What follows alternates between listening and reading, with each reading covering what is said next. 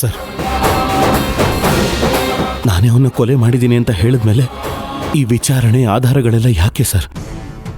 ಹೌದು ಶಿವಣ್ಣ, ನೀನು ಕೊಲೆ ಮಾಡಿ ಅಂತ ಹೇಳಕತ್ತಿ, ಆದ್ರೆ ಅಲ್ಲಿ ಹೋಗಿ ನೋಡಿದ್ರೆ ಗುಂಡಿ ಒಳಗೆ ಶವನ ಇಲ್ಲಲ್ಲ, ಇದಕ್ಕೇನು ಹೇಳ್ತಿ?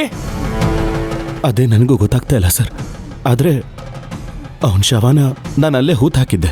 ಹಾ, ನೀನು ಶವನ ಗುಂಡಿ ಒಳಗೆ ಹೂತ್ ಹಾಕಿದ್ದಿ, ಅದಕ್ಕೆ ಜೀವ ಬಂದು ನಡ್ಕೊಂಡು ಹೋತು, ಹೌದಲ್ಲ? ಆದ್ರೆ ನಾನೇ ಅವನ್ನ ಕೊಲೆ ಮಾಡಿ ಮಣ್ಣು ಮಾಡಿದಂತೂ ಸತ್ಯ ಸರ್. ನೀನು ಸತ್ಯದ ಬಗ್ಗೆ ಮಾತಾಡಕ್ಕೆ ಹೋಗಬೇಡ ಶಿವಣ್ಣ.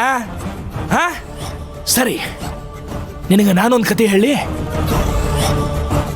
ನೀನು ನಿನ್ನ ತಂಗಿ ಸಂಬಂಧ ಏನು ಬೇಕಾದರೂ ಮಾಡ್ತಿ ಅನ್ನೋದನ್ನ ನಂಬ್ತೀನಿ, ಆದ್ರೆ ನೀನು ನಿನ್ನ ಹೆಂಡತಿ ಸಂಬಂಧ ಇದನ್ನೆಲ್ಲ ಮಾಡಿ ಅನ್ನೋದನ್ನ ನನಗೆ ನಂಬಕ್ಕಾಗೋಲ್ತು.